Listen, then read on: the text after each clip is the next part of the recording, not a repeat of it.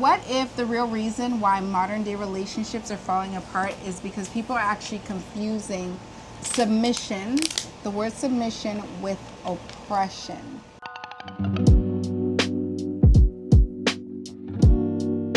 Hey everyone, welcome to another Friday night sit down.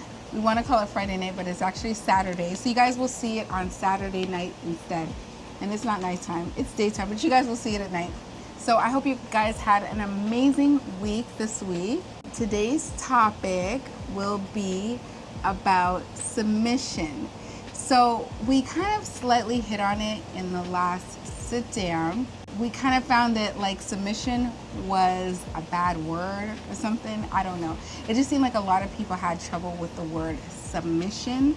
For any of you guys that are new to our podcast, I am Nadine. Nah, I'm Nick. So today's topic is basically submission is not slavery, it is strategy. So submission definitely makes sense. Or does it make sense? The conversation is not about oppression, of course.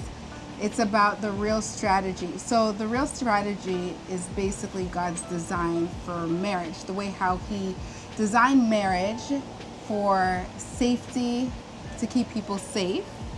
For functionality reasons, He created marriage a certain way and uses submission as a way to make it constructive and to make it work. Culturally, we have distorted the meaning, and even in churches, some churches have distorted the meaning, and it makes people very reluctant to submit, right? And the Bible talks about, and I'm not going to go too knee deep into the Bible, but basically the way we live just in everyday life surrounds the Bible, whether you like it or not, right? It encompasses biblical principles. So we're going to touch on it a little bit, but we are not ministers and we are not like theologists. So we don't know everything inside and out, but we do read the word, and we are going to give this from what we hope is a neutral perspective. Let's talk about what submission is and what it is not. The word submission is not a dirty word. Let's dissect what the word submission is, right? So it comes from Ephesians 5:21. I'm just looking at my notes here. And it states to submit one to another. When it says submission, in my opinion, I think it means to just be aligned with your partner, with that person. It's not something forced. It's not like you're under the gun. If you don't do this, this is gonna happen. It's just the willingness of your partner to accommodate you in whatever situation there is. So it's not even an opinion. That's an actual fact. That's what submission is. So the willingness to submit is actually like, it's a real thing where you make an intention to submit. So when God tells us to submit one to another, I submit to my husband and he submits to me, even in times when we don't want to. So this morning I didn't agree with something Nick might have done, and I wasn't too happy with him, but I understood that I still have to have a level of submission, right? And in the reverse, I might not do something that he likes, and then he still will continue to choose. It's a choice, right? Submission is a choice. God doesn't force us to submit. We choose to submit because it's the way He wants us to do it, because He said it in His Word. So just for a little more clarity on the word. So it's actually from a Greek word, I might say this wrong, hapatasso. Okay, so hapatasso means voluntary alignment under not forced obedience. So voluntary alignment under not forced. Or you could pronounce it eupatasso. Eupatasso? Okay. I might have gotten it wrong, but eupatasso. Greek word. Voluntary alignment, not forced obedience. So statistically, it says, this is by Barner Group, a stat, found that 60% of young Christians are uncomfortable with the word submission in marriage, mostly because of what they're seeing, not what they have studied. Misuse, not meaning, is the problem. So obviously, what that's saying is the word have been overused and misused in many different ways, and with that, you get false narratives, you get false belief, and the word just become morph into something else if you're constantly misusing and inappropriately utilizing the word. So it becomes like a poison. So then a woman hears me say, well, I submit to my husband. My husband wants me to do this, and this is what I am going to voluntarily align with. And then, so in modern day society, modern women tend to think, no, we don't have to listen to men. But it's not just about listening to man. It's a construct, right? It's an original biblical construct that is supposed to work. And I know we put out shorts and stuff, and sometimes a lot of our shorts get misunderstood because, of course, there's a broader context in our conversation, right? One thing we do not align with is, and Nick will tell you from a man's standpoint, but we do not align with mistreating another person. We do not align with abuse of any sort. We do not align with anything that does not involve love. So what I find is when we speak about things like submission, you have a lot of the men on board with what we're saying, but then a lot of the women, they repel. Not all the women. Some of the women actually, they have an understanding of where we're going. So when we speak about these things, we would never endorse a man abusing a woman or mistreating a woman. And I'll let Nick talk a little bit more on that, because from a man's standpoint, maybe you guys can understand a little bit better. Submission doesn't mean abusing your partner. It doesn't mean because somebody is being submissive to you, that doesn't mean you should mislead them. That doesn't mean you should take advantage, like you said earlier. That doesn't, and in turn, that person doesn't, because your partner is submissive to you, that doesn't mean she can't decipher right from wrong either. I think both party have a part to play.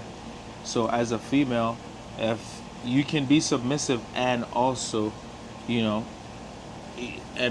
have some type of, I'm not saying you don't have any say when you're submissive, because we all have say, right? But you could also correct a situation if you feel fit to, if there is a need for correction. So being submissive doesn't mean you have no say. It doesn't mean you can't say anything. You're supposed to go along with it. If Nick come along and say, hey, you need to do that needs to be done. If you need to do it, you know what I mean? It's not a just one way situation.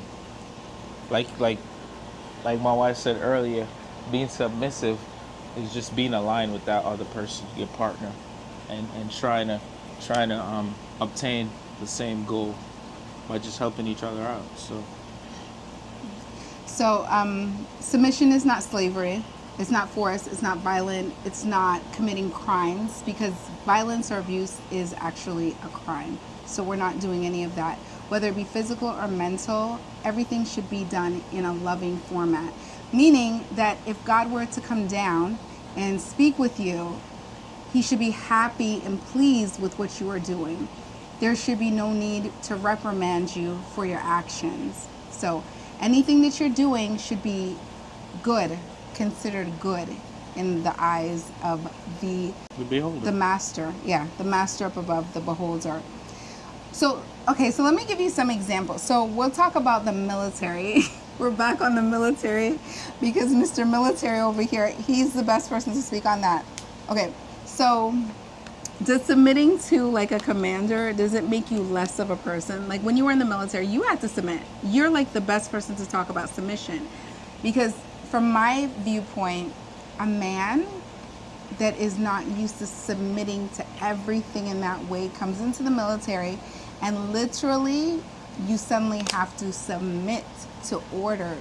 How does that feel? And like, well, I how think do you look at it's that? kind of for me, being when it comes to the military, for me, it's more of a respect factor and a commitment than just to say submissive, because I mean, they all go along the same lines, but I think when it comes to the military, it's more like when you say rank, like somebody who's at a higher rank than you, like you're gonna show them respect, but you're not.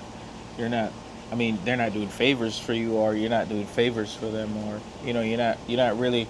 It's kind of a, when it comes to that situation, it's a one-way conversation, right? Yes. So your superior will tell you, the same. it's not exactly. They'll tell you to do something, and you have to do it, right? You do it. So that's still part of being submissive in a way, but it's because of the risk. You don't have to do it, but you respect them. And you chose to do it, right? You signed on to do it. So, but does it make you more vulnerable because you choose to sign on to be in the military? Does it mean that you're less of a man because you choose to submit to the military? No, you're not. I don't think anybody's less of anything being submissive to something.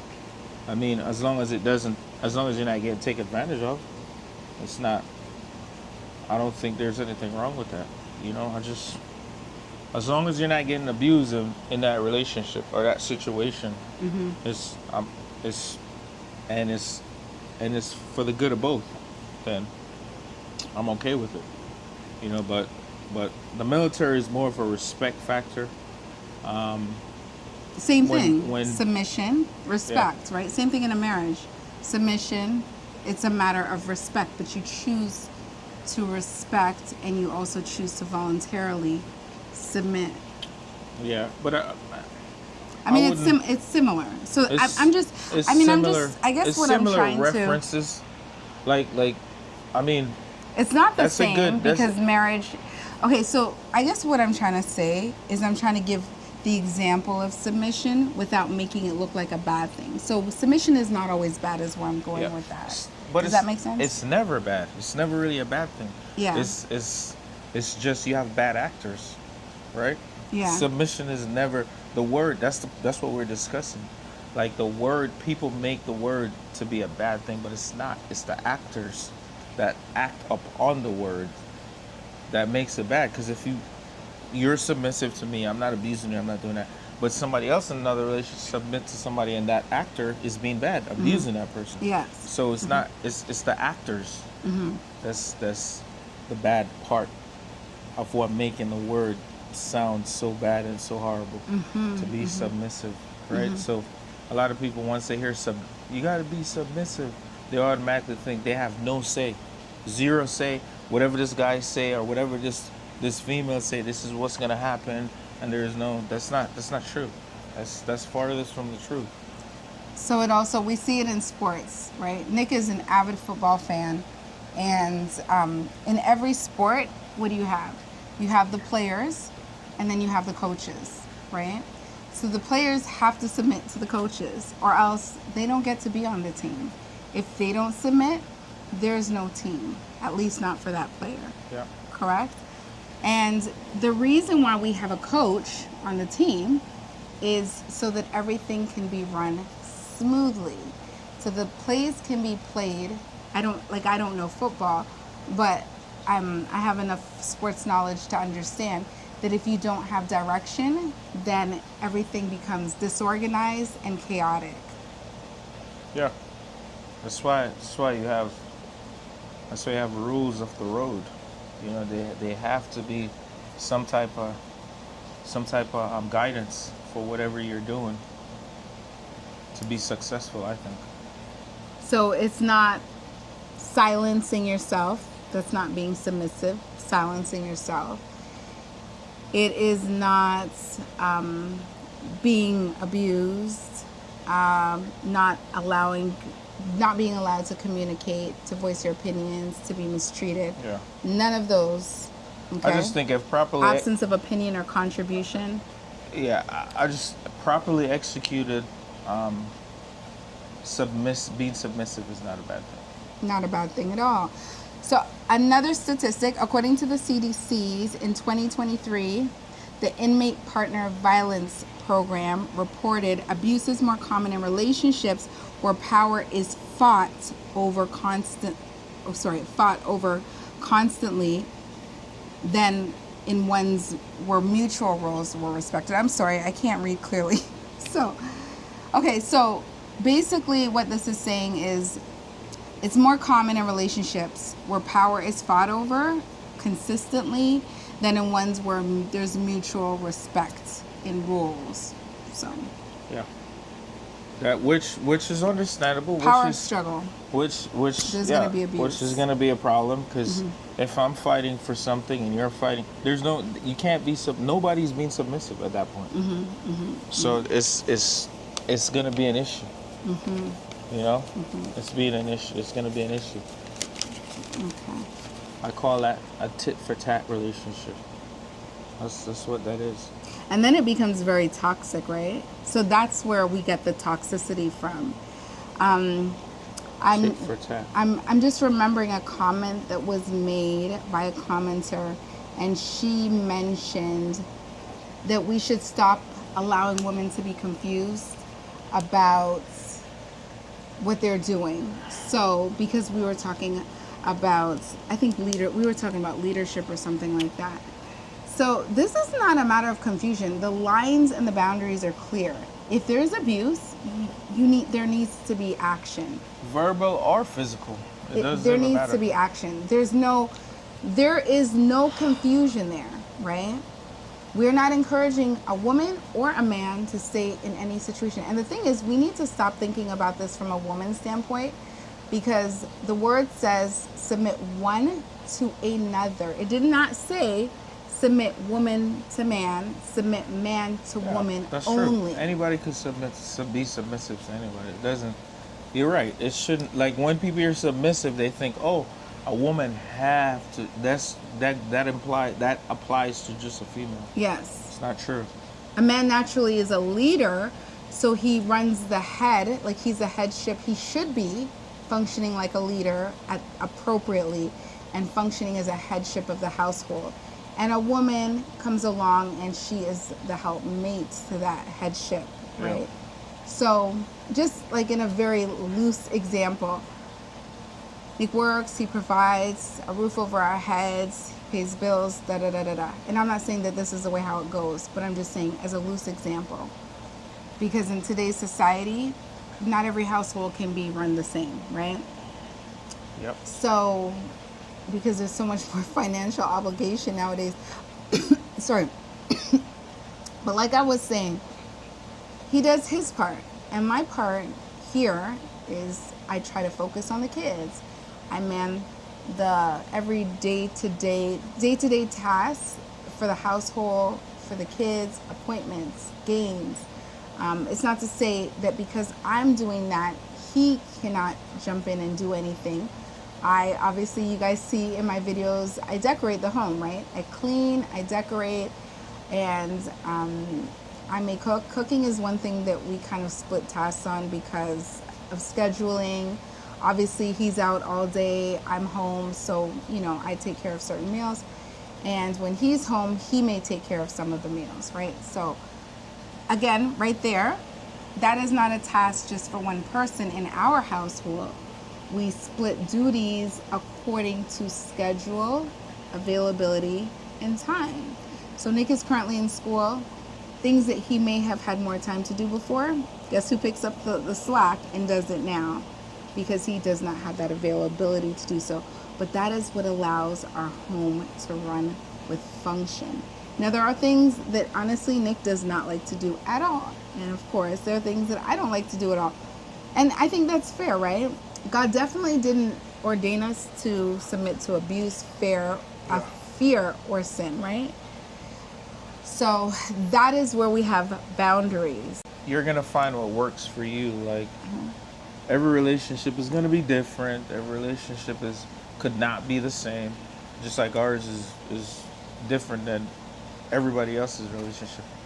but there's you could find a lot of similarities, but that's just what worked for us. Like she said earlier about the task, and it's picking up the slack when one person is down or one person not able to complete that task for whatever reason, busy, school, or sick, whatever, because life happens. So you just have to be fluid at all times and understand that things could happen at any moment, and you have to jump in and try to make it happen. Yeah, you might not be the best at it, but at least you know how to do something. So that's why the roles are important, but you also still need to keep in mind that situation happens where you still need to be able to help a situation if something happens. So don't short yourself. Don't cheat yourself of not knowing something. Yeah, you're basically balancing a scale constantly. So I just wanted to throw this in there. One thing that might affect the way how you function in submission is cultural influences, right? So in our culture, it's not a big deal. Like, men cook all the time, right? But in American culture, primarily the woman is in the kitchen cooking. So that might shift a few things, and that might be where, for me, I get a little bit more help with the kitchen tasks than maybe somebody of another culture might get. So keep that in mind. There's no wrong or right way. I think the purpose of everything is just to be aligned. Submitting to a leadership kind of offers a certain kind of protection over your marriage as well, if it's being done correctly. Obviously, you should be submitting to a good leader. And we just spoke about that, right? Mm-hmm. So a woman should have the discernment to understand the difference between right and wrong. This is not an arrogance within the woman, because I always remember, I don't remember exactly where it is, but somewhere in Genesis, it talks about, as a result of sin, a woman, and don't quote me in the exact way, but a woman is always going to kind of want to have power over her spouse. So it is actually a natural, innate thing for a woman to kind of look at her husband and kind of desire to have the power, the power that he has. But that's a natural thing because of sin, right? So remember what I said, it's natural because of sin. So when you naturally want to have a power, though it's natural, it is sinful, right? So we have to examine ourselves sometimes, and I am guilty of this. Why do we want that control over that particular thing? And sometimes I have to stop myself and say, you know what? Let him do what he has to do. Let him do his thing. And more than likely, it's going to come out in the right way. There was a Pew Research survey about women, and okay, so egalitarian marriages. So that's defined as an equal voice of shared leadership. Okay, so I'll have Nick give this particular stat. But basically, submission is about trusting somebody with the wheel, right? If you trust somebody, that means they're likely a good leader. And we spoke about this before. Nick spoke about the evidence that proves that somebody is a good leader. And if you haven't... And you got to be proven. Yeah. You have to be proven. Like, that's just natural for any leader, is consistency and proving. You got to prove yourself. You can't just expect to lead without results. No proof. Yes. You got to be, you're right, results. Like ain't nobody gonna believe you. You have to show what you can do. So, and while you're trusting, you don't abandon your seat, right? Yeah. So you don't trust and then walk away because you just want your own way. It just doesn't work like that. In any failed marriage, a lot of times, I hate to say it because I don't have proof of this, but a lot of times when I hear that relationships have failed, it's because somebody wants more control than the other person. But it's an unhealthy desire. It's an out of control desire for control, right? Yeah. That's a yeah. I'm not. That's a different story. But so in an egalitarian marriage, they say we're three times more likely to report satisfaction where their husband when their husband demonstrate protective behaviors, provision, emotional covering, conflict resolution. So there it is. So that's in a Pew Research study. Yeah. Pew Research survey. So Actually, it was a small group of people, and they did a survey in 2024. in So it's pretty 2024. recent. So pretty much in a relationship where you have equal voice, each person can say what each person has equal voice in the relationship. They're allowed to speak. Three more times likely to report satisfaction with their husband demonstrated protective behaviors, right? So in those relationships, it's more often where it's a success. The success rate is high, especially where the husband he's being really proactive and protecting his home and his family or whatever it is. So he's there for her, for his wife. So submission is definitely not saying, well, I say you're the boss. I always tell him he's the boss, but it's when I say it, honestly, I say it because I'm serious, because I want my husband to feel not to only be a leader, but what you pour into your husband is what you're going to get back out. A lot of times, what you pour in is what you're going to get back out. So if you pour in, you're nothing, you don't know how to do anything, you're not worth anything, then that's what you're going to get back out. Sometimes I think I overpour a little bit, but I don't know if there's such a thing. But whatever you put in is what you're going to get back out, right? It goes both ways. I mean, you both should be pouring into each other. So it's not just a one-way street. So I trust your judgment, basically. So because it's proven, you have to prove yourself. And I don't care what in any part of your life, you're gonna have to prove your worth, what you're about, your character. You have to show something in whatever you do. Mm-hmm. So I mean that's just life. And let's face it, men and women are not the same. I don't care what popular culture says. Men, I'm going to say it one more time. Men and women are not the same. I mean, we are human beings together, but our makeup we're both are human, different. but our we were makeup made are different. differently. So, right? So the human factor remains the same. The makeup is very, very different. So we have to be careful with the way how we move.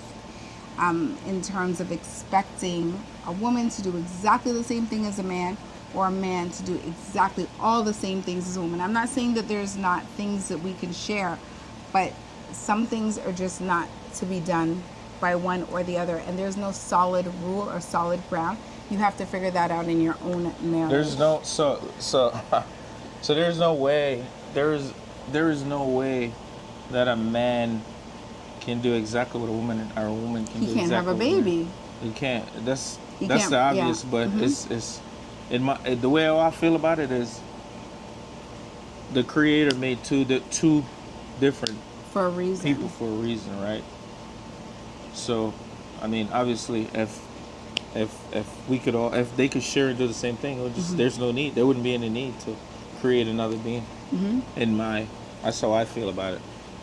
But so culture, like today's culture, will say, "Don't submit to anybody. Be your own boss." That's what it says, right? But God says mutual honor, mutual respect. Right? Of course. So when you have mutual honor and mutual respect, you get shared purpose. So he has purpose and I have purpose, and we become one, and we carry out our purpose together as one. Okay, another stat. I'm sorry, we love to give stats because we don't want to come off like we're just giving opinions, we don't have proof, like we're just speaking out of you know where. Like, okay, so divorce rate amongst couples who pray together regularly is less. Are you guys ready for the number?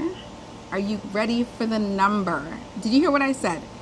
Couples who pray together have a divorce rate of less than 1%. Pray regularly. I'm not talking about once a year or twice a year or at a special event, Thanksgiving, I don't know. And you guys just got married the first year. Regularly have a divorce rate of less than 1% compared to 40 to 50% of the national average.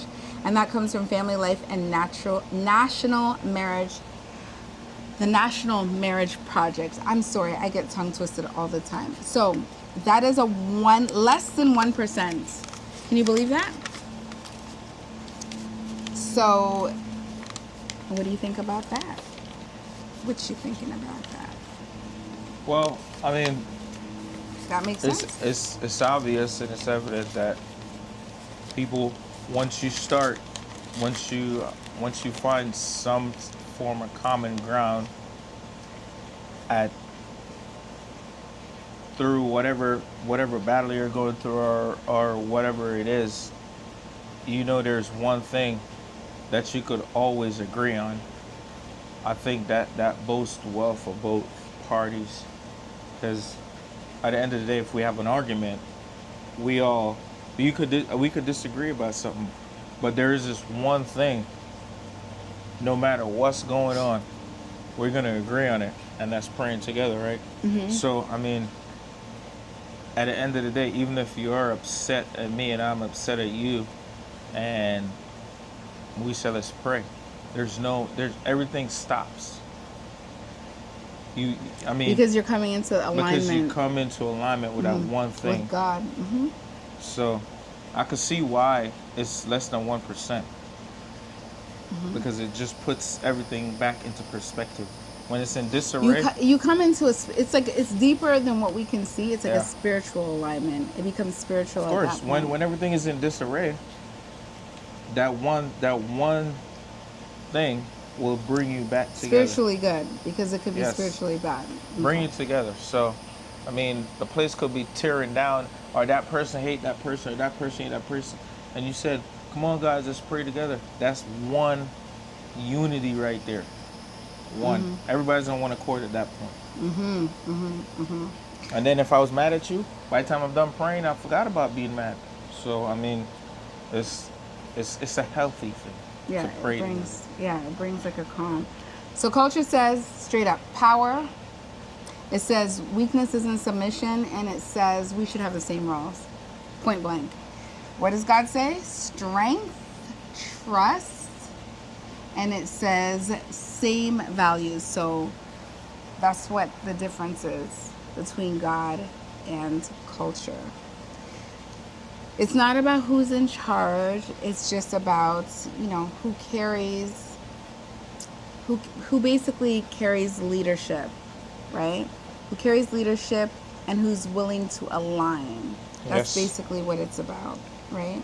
I agree. Who carries responsibilities for what roles and so forth. And it works best if you're obviously aligned with God's word. Because if you're not aligned with God's word, you're going to be out there doing whatever. And not everything is God's word because they say it is God's word. So we have to keep that in thought, right? Because we have churches that are teaching doctrines that really don't come from biblical concepts, or they turn things, shift things, and change things, which is a big problem. So you have a church that says a woman must be this way and a man must be this way. But there's nothing biblically that says the way that they're talking about is absolutely correct.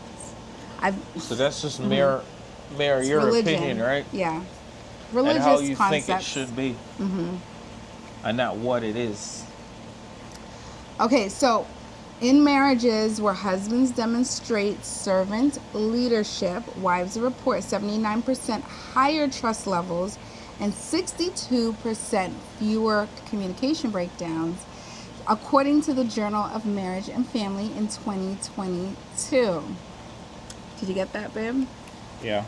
Like you said earlier, it's about a man can. It's not being submissive is not only doesn't only applies to a female or a woman, but also a man could be submissive, because as the stat says right here, not only is it better for a woman to be submissive, but also the man as a husband, because as you see the stats, your relationship stand a greater chance of surviving when a man is being submissive too. So it goes both ways.